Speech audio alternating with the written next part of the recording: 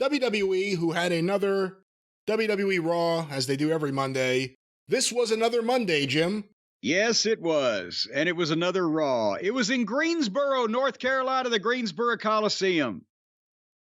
And boy, I just have to think what would have happened if the people who were used to going to the wrestling shows in Greensboro in 1986 went to a Crockett show one night, and then the next night they went to another show and saw this. And they would think, what the we thought this was supposed to be a wrestling program. Where's all the wrestling? There's no wrestling. Look around you, Jerry. There is no wrestling. Should they set up a section, like a little bleacher section? Should they let the fans sit in the back to see where the action is? Well, that's only at AEW, because elsewhere in WWE, all they do is eat catering, apparently. But anyway, they were in Greensboro. It was Monday Night Raw. And again, we're not going to go into granular detail on this, but to hit the high points, Owens and Zayn were in the ring, and they've recapped the issue with Roman and the Usos and how the match came about, where it'll pit Owens and Zayn against Solo and Roman. And then Owens and Zayn have got to kind of try to sell this. And the people popped more, if you notice, when Sammy said, hey, Kevin should have beat Roman Reigns for the title at so-and-so. Yeah. And I should have won in Montreal. Yeah. But Sammy did a promo, and he tried hard to sell the match and the story, and that it's not a letdown. We get one more chance at revenge on Roman Reigns. I don't see the fans' heads on fire over this program anymore. I think they crested the hill and are coming down the other side.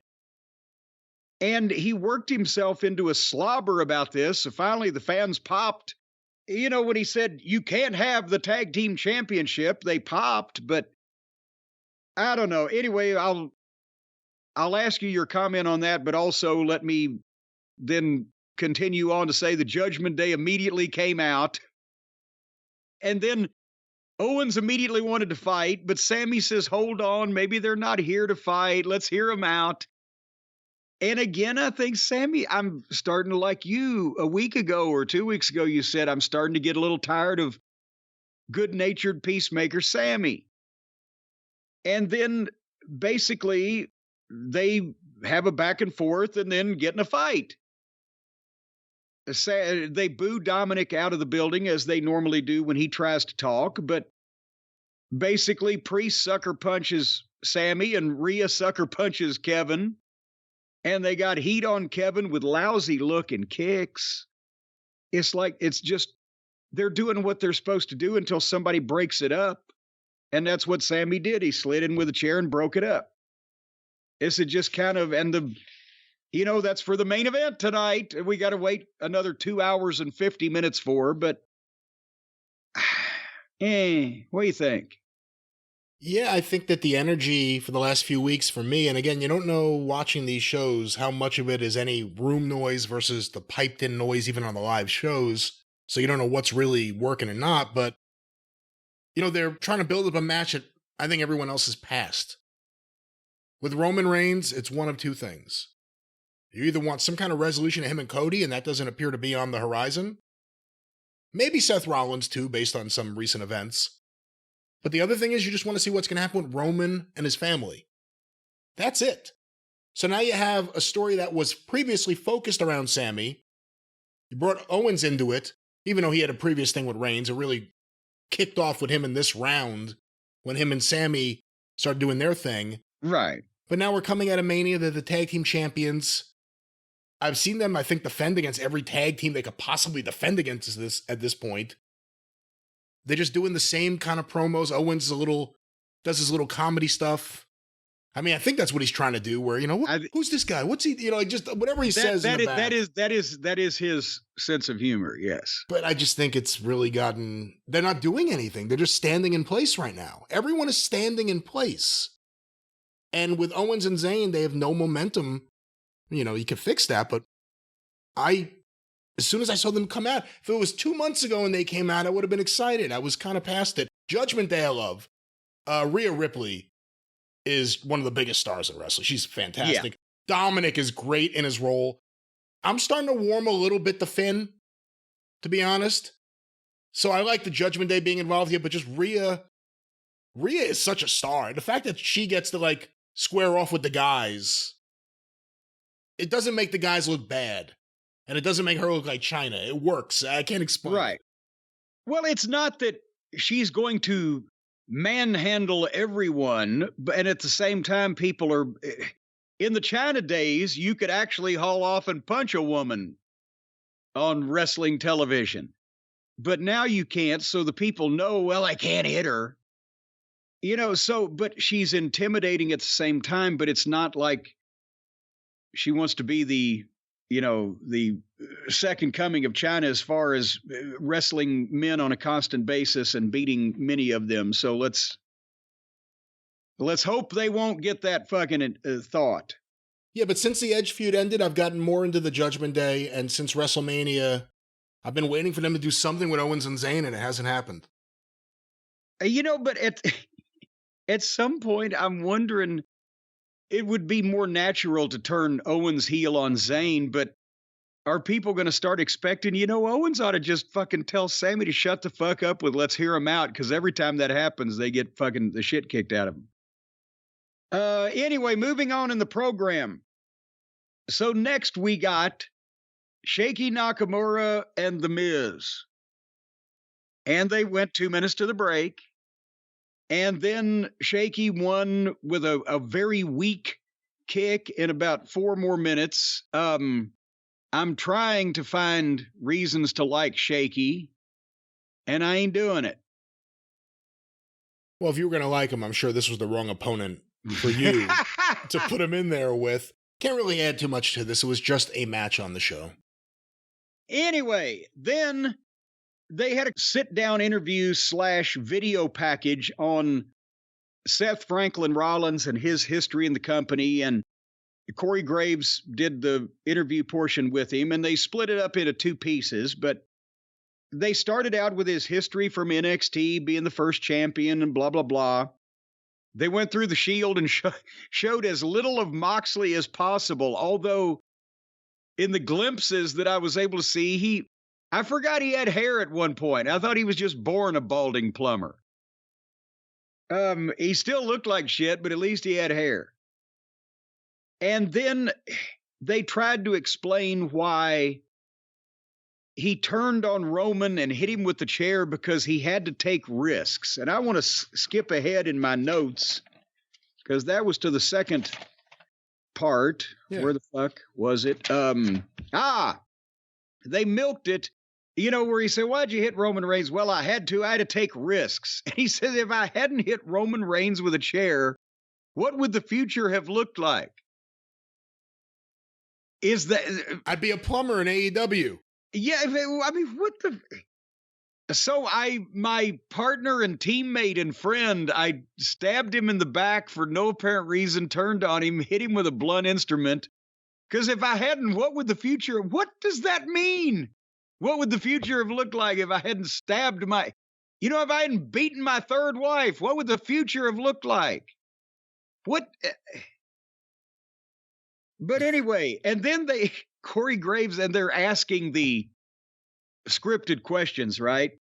After all the titles you've won, why is this one the World Heavyweight Championship, whatever they're calling the new one? Why is it special? And he answered that question because this is currently the most authentic version of myself. And the fans love singing my song. And is this the most authentic version? I mean, you were around him before he was a WWE star, when he was a struggling wrestler.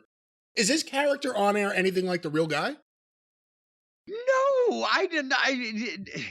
He never sang or danced or cackled or dressed in, pastel colors or, with tulips coming out of his hat or whatever.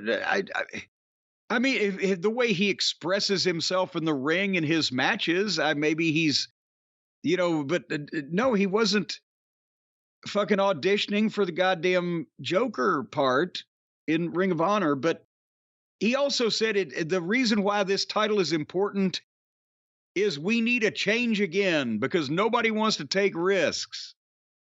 I see people taking risks in every fucking match. They're diving off everything. What kind of risks does he want to take? Well, he's right, though. Not a lot of wrestlers take the risk of being really talented in the ring and then just all of a sudden wearing feather boas and wacky outfits and dancing and laughing in a way that's unnatural, fake, and in a way that you've never behaved like in the past. That's a risk. It's a risk, though. It is a risk. Yeah, it's a chance. You're rolling the dice there on that one. What if they don't like my dance? I'm doing a Moxley. What if they don't like my dancing? What if they don't sing with me? It's a risk. But so the point is that none of this, it was nice to give Seth Rollins all that TV time, but none of this answered the question is why is now a third world title when one guy holds the other two, so we're making another one. Why is that necessary? We still haven't really got that point across. Speaking of not getting a point across, so now Gunther, and we are being led to believe by the leaking of internal talent depth charts, and boy, this talent is about as deep as a goddamn dried up puddle. But Gunther's supposed to be the top heel on his program now, right? I saw the same reports, and that's what I saw, and I don't disagree with the idea. Okay, well, they just drafted him, right? Imperium showed up last week and got beat. Kaiser and Wilhelm, or whatever their names are. And then Gunther shows up, comes out, and gives a brief speech while standing on the announce desk and saying nobody there has earned his respect or earned a shot at his prestigious Intercontinental title. But this battle royal that you're about to see will determine a challenger. What the fuck? So this guy's just showed up, and before we ever even see him kick the shit out of anybody or do anything, he comes out and announces a battle royal involving mostly guys that they're doing fuck all and nothing with. And the winner will determine who challenges him at Night of Champions, which I'm being now told by the home office in Lincoln, Nebraska, is going to air at 1 o'clock in the afternoon on a Saturday here in a week or two. Great. So and then he just left, went to the back. So we got like a 20-man battle royal with no introductions. It just started, and the battle royal went 2 minutes to the break. So in the first hour, we got like 6 or 7 minutes of fucking wrestling, I think. But anyway, again, a battle royal, about another 5 minutes. The Stooges waylaid Riddle on the apron. I don't mean the Stooges, Briscoe and Patterson. I mean Gunther Stooges. Bronson Reed eliminated him. And then Muhammad Ali and Ricochet dumped Reed over the top to the apron. But then Reed stayed on the apron and got Ricochet on his shoulders.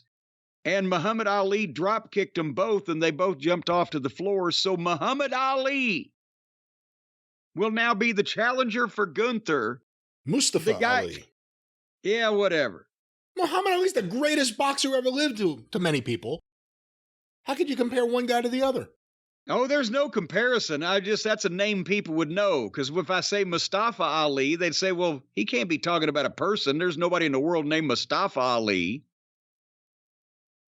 He gets a title shot. Why not? There was a Mustafa Saeed.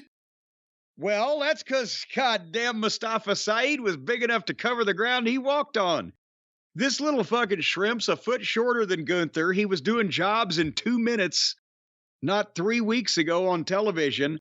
But he gets a title shot in Saudi Arabia, and his name is Mustafa Ali, otherwise known as Wouldn't You Know Who Won the Pony? So now Gunther, he's just started on SmackDown.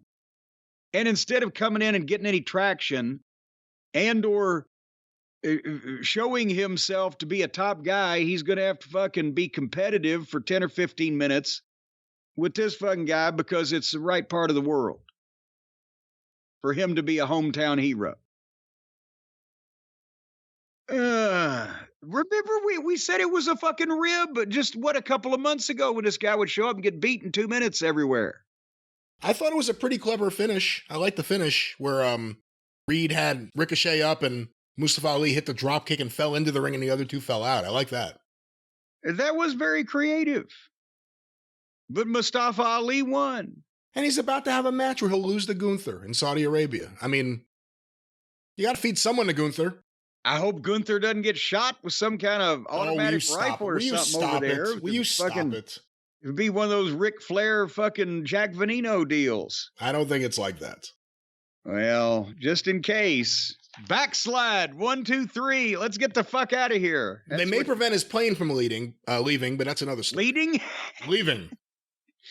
No, they only prevent the plane from leaving if Vince has caused an issue. Then we had the Becky Lynch in-ring promo about Trish. I zoned out. I forgot to listen. Anything happen? Yeah, I don't know. I'm kind of past Becky Lynch. I thought she was onto something with her heel run. But since that time, I love what Rhea's doing. I'm a fan of Bianca. I'm going to pay closer attention to Io Sky going forward. Becky just kind of seems like, to me, an afterthought right now. And I thought going back to the man was a major step backwards. Well, but at the same time, Trish came out and did a robot interview last week, was it? So this was this week. Becky gets to do one. I'm a fan of Rhea Ripley, but not when they have her in the back. Because they get more chances to overproduce and overscript and over whatever the fuck. And it was Rhea and Natalya just doing scripted material with each other back and forth. And then Ali and Shush Boy and Fat Otis and Kaiser Wilhelm and Gunther did bad scripted material in the back. And did you see Ali not only completely unintimidated by Gunther, but laughing at him and walked off on him? I hope he chops every goddamn cell of skin off that kid's chest. Why, for doing what he's told? For doing what he was told to do? Yeah, to show everybody else. I don't do any more of that. He's there doing what they said, go do a bad comedy skit with the bad comedy performers, and then Gunther's going to show up. Can't blame him for that. Again, my God, can you imagine Johnny Valentine instead of Gunther with the chops after this kid laughed at him? Yeah, I'm going to beat you. Ha ha ha ha ha. You're nothing. And leave. All right. I'm sure he's going to get the chops. I mean, make no doubt about it. What do you think? Hey, what do you think about, there's so little happening. We've been spending just a few minutes here going through Raw and it sucks. And we're talking about all this and it just sucks. But one of the things they're doing now is, and it's happened so many times frequently that it's a thing, while all this crap is happening backstage, in the distance, in the background, you may see Paul Heyman having a conversation with someone. You may see Finn Balor watching another wrestler who sounds like him walk away from the building, whatever it may be. We're starting to see weird things in the background that are never addressed on TV, but it's clearly being done so fans will jump to conclusions and jump to social media with it. What do you think of that? Because that's becoming one of the things to look for on the show. Well, and that's good.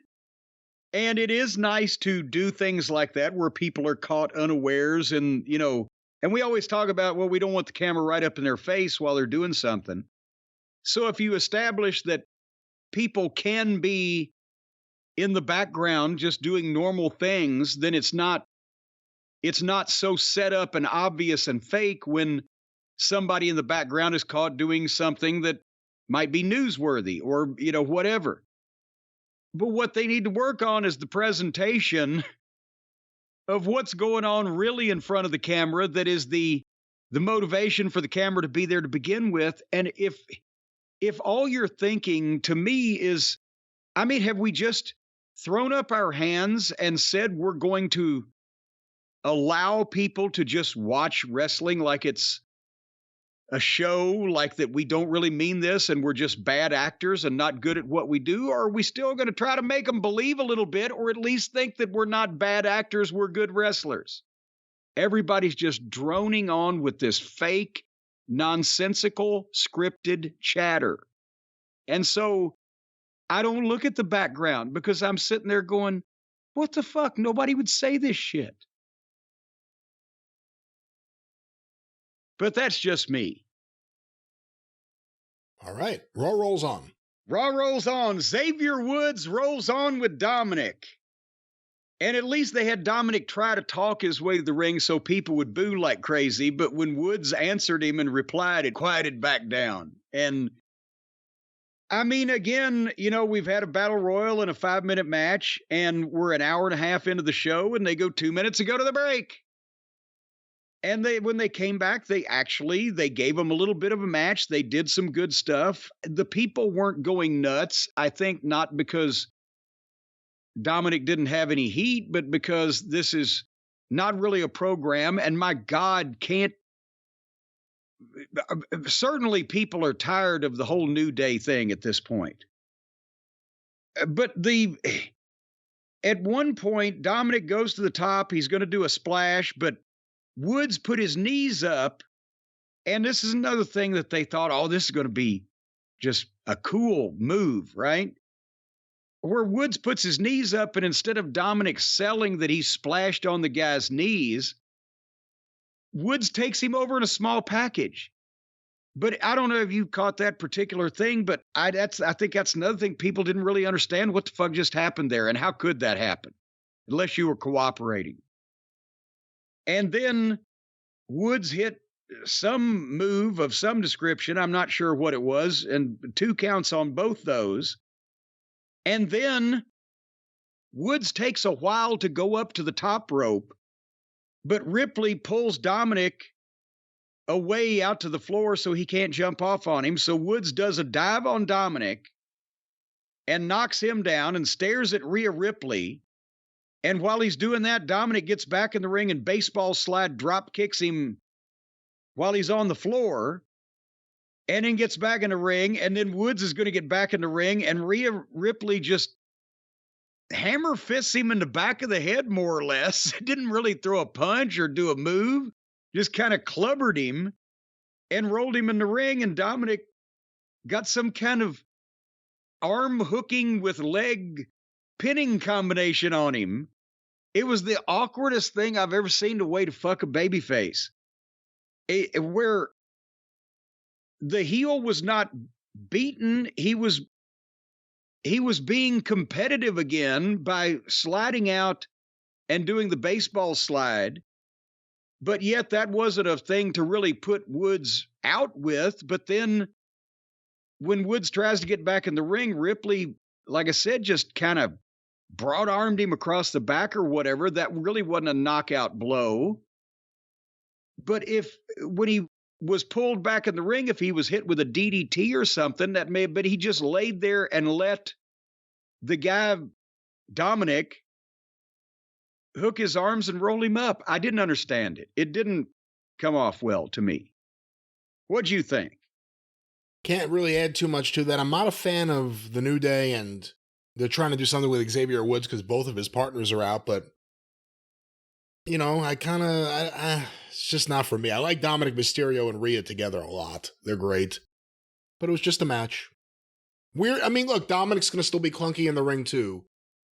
Even though he's become great in his role, he's still, before he got good at this, we were talking about, what are they going to do with this guy? It wasn't just because he was a babyface, it was because he needed to get better in the ring. So we're going to still have moments like that. Well, another time we're still going to have moments like this is when now they've got another former, I guess, member of NXT UK. That's where he probably started out. But the JD McDonough, the Irish Ace. Did you see this intro video on JD McDonough? I saw the video and I saw when he left, yes. Oh, boy. So now they've got another fucking psychopath that talks like he's goddamn, John Carradine in Blood of Dracula, but looks like he's Lord Littlebrook. He digs the graves. That was a quote. I dig the graves. He's a loony. He's a nut. That's a great line. He's a psychopath. Yeah, the plumber wishes he thought of it. And this is another spooky black and white video. This guy looks 180 pounds and 19 years old charitably. He'd get carded to buy Kool-Aid. And he's supposed to be a lunatic that snaps and then brings the pain or the violence or whatever the fuck and digs the graves. And it was another spooky put together video. And what little I did understand, I didn't particularly like. Apparently he had attacked Dolph Ziggler in the Battle Royal, which I didn't give a shit about. So he's made a statement by attacking poor Dolph Ziggler. Dolph, who's done a job for Howie the mailroom guy, along with everybody else at the company for the past 5 years. And this is another, and I love our friends across the pond. But my God, we used to have Billy Robinson or Tony Charles or fucking any of the great British stars. Now we get Pip Sabian and J.D. McDonough. What the fuck is going on?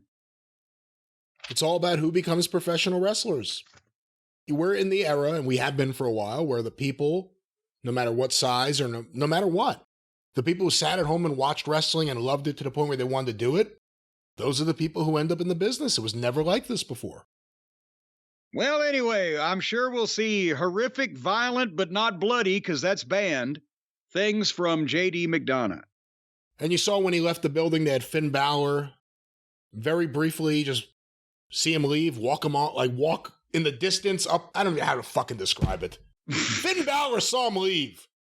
They were walking off into the sunset, and then you heard the strains of "The road is long, with many a winding turn that leads us to..." You heard that, didn't you? No.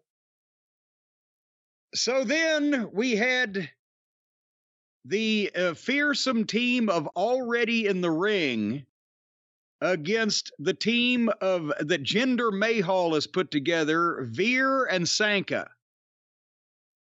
And the Already in the Ring team, one of the guys they mentioned was Drake Thompson, who looked like a kid that ran off from reform school. And again, there's no excuse for a company this size, this well-funded. I can understand AEW. It is an amateur hour. But don't have fucking guys look like this on fucking television. Jesus H. Christ.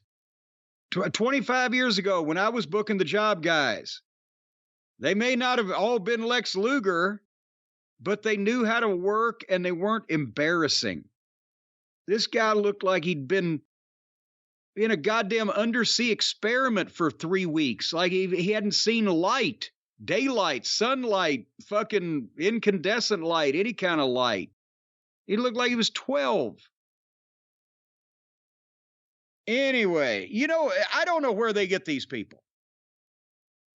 I do not know where they get these people, but you know what that I'm worried about, Brian?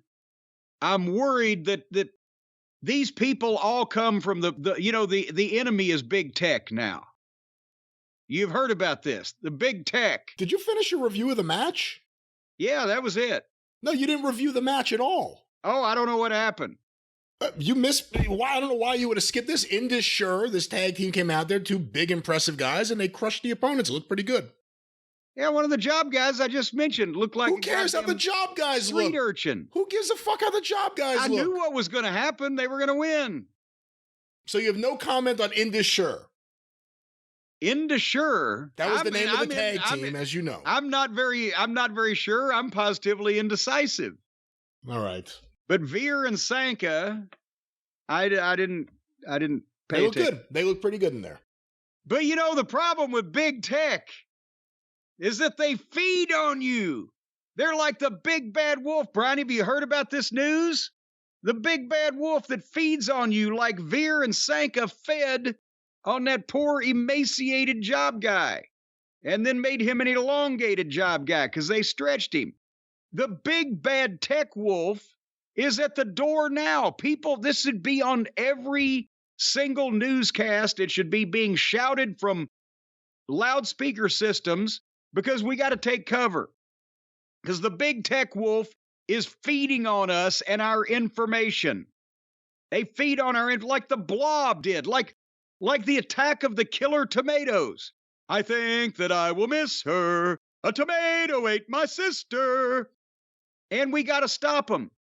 They snarl their teeth and they say, the better to chew you up, my dear.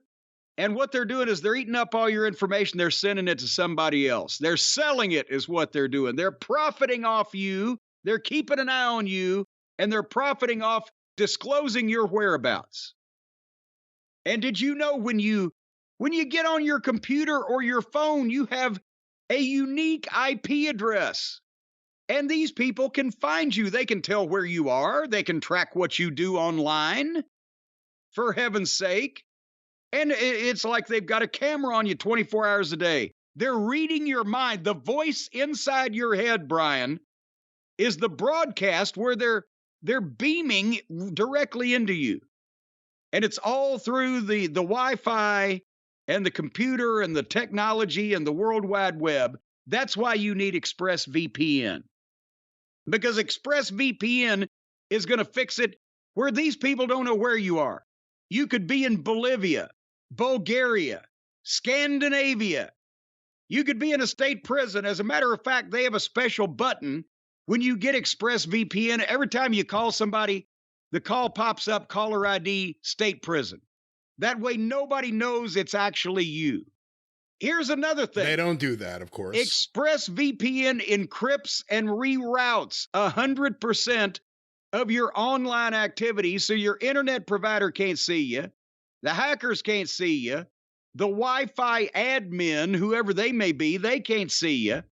As a matter of fact, they also have a special level of service at ExpressVPN that encrypts you and makes you invisible, except to other members, subscribers to ExpressVPN. That's not true. What are you talking about? Well, no, it's like a cloak of invisibility. You're walking down a street, but the only people that can see where you are and what you're doing is other people that subscribe to ExpressVPN. To the average marks out there, you're completely invisible. It's another level of protection that ExpressVPN gives you to make sure people don't know what you're up to. Now, do not step out in front of any moving vehicles if you're walking across the street, because if they're not an ExpressVPN subscriber, they can't see you. It's another level of protection that ExpressVPN doesn't offer anyone because it's not possible. So, well, no, this should be ignored. You know about technology. We've talked about the AI. I know about technology, yeah. And, you know, every time for months when people were talking about AI, I was like, who is this guy named Al? What the fuck is he talking about? But anyway, ExpressVPN, and here's another thing. It just takes one click to protect all of your devices. You can cover your entire family like the cone of silence coming down at Chaos headquarters, up to 5 devices at the same time with one click. You just go click and they're all covered. And that way nobody will be able to, that's why John Cena for years, that's where he came up with that. You can't see me because he was an ExpressVPN subscriber. And that's why a lot of people couldn't see him. But he had to give it up because the idea of him being in movies was he wanted people to be able to see him. For the record, we have no idea if John Cena has ever used ExpressVPN. I'm certain he would like it if he did, but we do not know that he's used it, so we cannot tell anyone that he has. What was it that made him invisible then? His hand. Well, and there was no actual invisibility. There was no cloak of invisibility. It was, you can't see me, but everyone could see him. I could see his hand. So obviously he's just a stupid man. Well, but not with ExpressVPN. I'll tell you, here's another thing. You know, my uncle, he's a psychiatrist. The other day, his nurse came in his office. Yeah, his nurse came in his office, says, doctor, there's a man in the waiting room thinks he's invisible. Doctor said, tell him I can't see him. But if you get ExpressVPN, right now, it's going to cover you up like Sherwood Williams covering the world, and nobody's going to be able to find you. The police, the FBI, Sandinistan rebels, whoever's looking for you on the internet, they're going to be like a rat trying to find a corner in a silo. If you go right now to expressvpn.com/JCE, and you're going to get an extra 3 months free protection for free or free protection on a 1-year package. 3 months for free on a 1-year package if you go to expressvpn.com/JCE right now to learn more about this incredible cloak of invisibility they can put over you to prevent all of the terrorists and creditors that are trying to find you from knowing what the fuck you're doing. Well, something like that, yes. ExpressVPN. And we're back to Raw. Oh, we are. Yes, we are. It's your show. This is my show. You just took over. You transitioned all by yourself. Well, I just did that because I was anxious to do it. We're at the 10 o'clock hour on Raw. And yes, by the way, we've had about 3 lackluster matches with about fucking 15 minutes of action in 2 hours. But Cody was in the ring. And they love Cody in Greensboro, including I saw the sign, "Do it for Dusty." And by the way, remember I told you when we ran the Greensboro Coliseum in 1998, we being the WWF, I was a we at that time with them. And the market rep came to me because between 86 and 98, they had done a big renovation of the Greensboro Coliseum where they, in effect, raised the roof and added like 3,000 or 4,000 seats. I don't know how the fuck they did it. They've done that twice now. I think the original Coliseum only seated like 10,000 people in the 60s. But anyway, so the market rep came and he said, well, he said, we beat Starrcade 86 in this building in terms of attendance in the main arena because it's bigger now. But counting the 16,600 that were here for Starrcade 86 and the 3,000 or 4,000, whatever it was that they had next door for the closed circuit, we didn't beat them people-wise, but we beat, because that was the biggest ever wrestling crowd and gate in Greensboro, North Carolina. And so that's what they were working off of. And he said, we beat the gate, and it was like by several $100s. They beat the gate for Starrcade. He said, but answer me this, is this correct? Because they still had at the Coliseum, they had the manifest, the ticket count, all the information. He said there were only like 68 comp tickets out of like 20,000 people. I said, yeah, it sounds about right. I said, actually, that's a lot, but it was the big show of the year, so you could bring your wife if you wanted. And the guy was like, what the fuck? They gave away thousands of tickets, even back in the 90s, right, on the big shows. He couldn't fathom. He said, how did you promote it? I said, we had a TV show every week. Anyway, so they love Cody in Greensboro. And he opened up, I know these grounds, the home of the first Starrcade, also the second, and a part of the third and part of the fourth. And then he went into the Scorpion and the Frog story. And I know where he was going with it, that he wanted to be profound and witty or wise or whatever, but I think the people hung with him on the Scorpion and the Frog just because he was a Rhodes. Yeah, Jake's story about the snake is much better. Yeah, and also I don't know if I've got a lot of sympathy for a fucking frog. But anyway, he is he the frog? Is he saying he's the frog? Well, I don't know which one was which, but is Brock the Scorpion and Cody's the frog? The frog comes out the worst of it. Oh, maybe not then. Well, so actually, Cody's the Scorpion? Both of them drown, but the frog got stung by the Scorpion and died a painful death first and then drowned, where the fucking Scorpion just drowned. So Brock's the frog. Well, no, but Brock's normally the Scorpion. Huh. But now he might be the frog. Well, basically, it's Brock's nature to be the hunter, but now he's the hunted. That's the problem. After he got out of the analogy of the Scorpion and the frog, or the serpent and the rainbow, or whatever it was, then he fired the promo back up and we got back with it. Because he's asking Brock, how's your face? When you look in the mirror, you see the staples, you see the black eye, blah, blah, blah. I did that to you.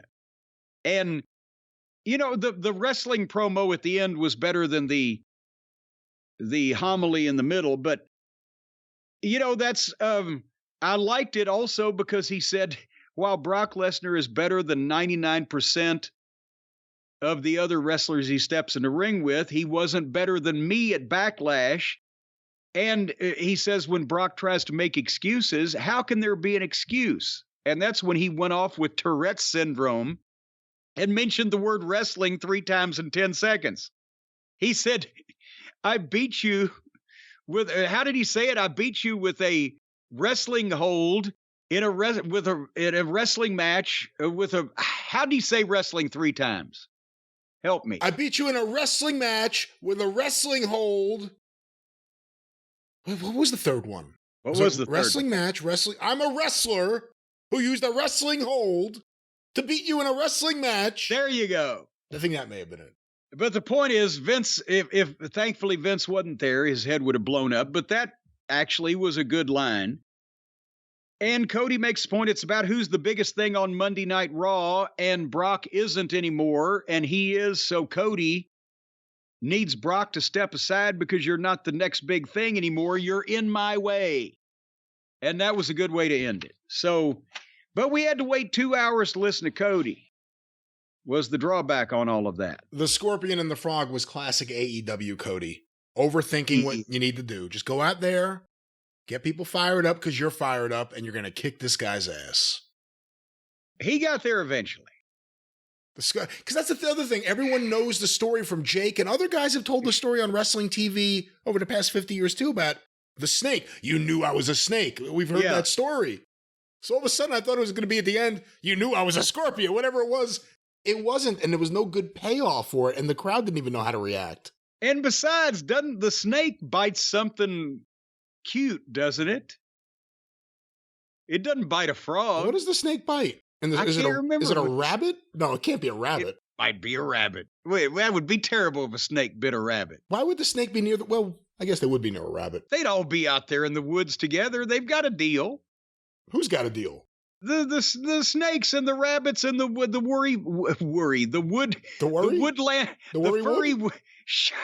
furry woodland creatures they all exist out there just fine until the humans come in and fuck the whole thing up. I've seen cartoons. I know what you're talking about. So the point is, who the fuck did the snake bite? Hold on. We can't move on. Okay. Well, here, while you figure out a way to Google it, I thought you were just going to Google the story,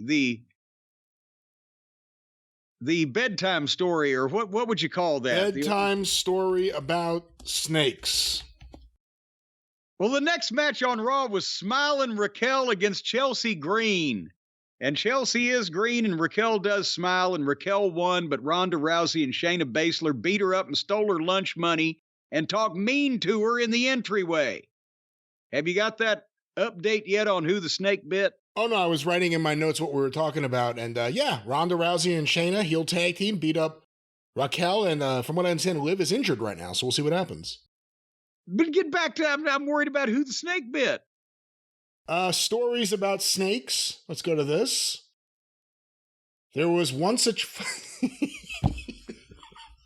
What? There was once a little child whose mother gave her every afternoon a small bowl of milk and bread, and the child seated herself in the yard with it.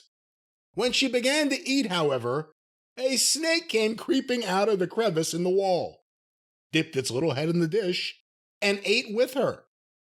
The child had pleasure in this, and when she was sitting there with her little dish and the snake did not come at once, she cried, "Snake, snake, come swiftly! Hither come, thou tiny thing! Thou shalt have thy crumbs of bread. Thou shalt refresh thyself with milk. Do not dither, come hither." Then the snake came in haste and enjoyed its food. Moreover, it showed gratitude, for it brought the child all kinds of pretty things from its hidden treasures, bright stones, pearls, and golden playthings. Wait a minute, how do these fucking snakes make this kind of money? The snake, however, only drank the milk and left the breadcrumbs alone. Then one day the child took its little spoon and struck the snake gently on its head with it, and said, "Eat the breadcrumbs as well, little thing." The mother, who was standing in the kitchen, heard the child talking to someone, and when she saw that she was striking a snake with her spoon, ran out with a log of wood, and killed the good little creature. What the? From that time forth, a change came over the child. Oh my God. As long as the snake had eaten with her, she had grown tall and strong.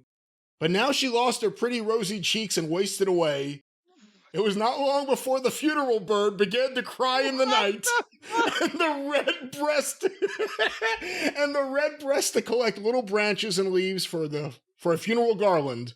And soon afterwards, the child lay on her bier. Who the fuck wrote that? That wasn't the Jake story I was thinking of, by the way. No, I've never heard Jake tell that story. By the way, what an awful story. Oh, that was by the Brothers Grimm. Whoa, no wonder we now come to figure out why they called them that. They are very grim indeed. Here's a story of the crab, the swan, and the snake. This is the great story of birds and animals for children. Long ago, a crab lived in a lake near a forest. Crab's best friend was a swan, which was living near the lake too. They were living happily in their places. It's hard to find the isolated Jake Roberts snake story. Hold on. Wait a minute. Now you've got me all hooked on this other thing. What did the crab have to say about all these things? Oh, shit. I just went off the crab page. Hold on. Off the crab page now? Turns out if you put Jake Roberts snake, a lot of other things come on. Jake Roberts snake. Oh, my God. Oh, ho. Story. Don't type in Jake Roberts hog. Jake Roberts story. I knew you were a snake.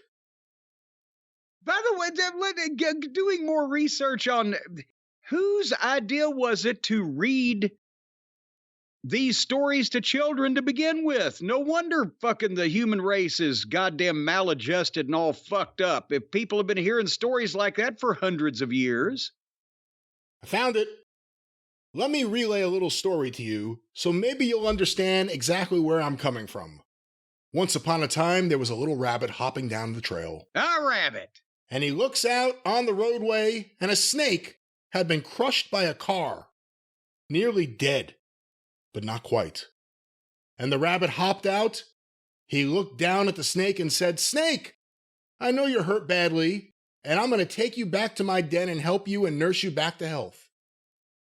The snake said, "No, you can't do that. I'm a snake. I'm a snake. You can't do that." "Oh, but I'm going to make you my friend, Mr. Snake." So he did. He carried that snake back to his den, put him in his den, and slowly, but surely, he did nurse him back to health, just like he said he would. Then one day, the rabbit went out for more food and more water for the snake. He went back. The snake was gone. He turned around, and there was the snake in front of him. And the snake said, "Mr. Rabbit, I'm going to eat you." And the rabbit said, "Oh no, I'm your friend." And the snake said, "From the very beginning, I told you I was a snake. And you, Ultimate Warrior, have to be the biggest, dumbest rabbit I have ever seen." And there's the promo. So it was a rabbit, a cute little furry thing. Named the Ultimate Warrior. You have, well, he wasn't cute or furry, but you have sympathy for the rabbit. You don't have sympathy for the frog. The frog lobby is not doing with their job these days. You don't Nobody's like got frogs? frog sympathy. You don't like frogs? I used to like frogs when I was a kid. Frogs are not very affectionate. And they will piss on you if you're holding them. I've grown to hate frogs. I used to go out in the yard and collect them just to see how many I could find. They fucking kill themselves in my pool all summer long. These idiots jump in the pool. Don't you have a no frog policy? Are you not posted? Don't you have signs? What do you got, a bunch of illiterate frogs up there? You don't know how many chlorine-filled frogs have drowned or committed suicide in my pool. It's ridiculous. I'm telling you, put a sign up or you're going to be liable. Some frog's family is going to sue. All right. Well, that could be the next Cody promo. What are we talking about? Are we still in Raw? Yeah, I'm afraid we are. But actually, we're almost there. We're at the main event because we've talked about the part 2 of the Seth Franklin Rollins sit down that popped up here, and in anticipation of the main event, we got a shot of Gunther in the back looking at someone off camera, reaches out, shakes that person's hand, walks off. And that person is revealed to be Paul Heyman. And he lifts his phone and says, "Call Roman Reigns." Is there a thing that will really do that? If you tell your phone, call H&R Block. I mean, depending on what service you have, if you have an Apple phone and you have the settings turned on, you could say, "Hey Siri, call this person," and it will do that, yes. Well, then why would you want to do that out loud and let everybody know who you're calling? That's your personal business. Well, maybe he wanted to make sure the camera in front of him picked up the sound. Oh, that must have been it, because otherwise I'd just dial the number and nobody would know who I was talking to. Yeah, I mean, seriously, it's like 2 clicks. Turn the phone on, and then you go to Roman Reigns, and you press the button, and it would dial him right away. No one would know. Well, there you go.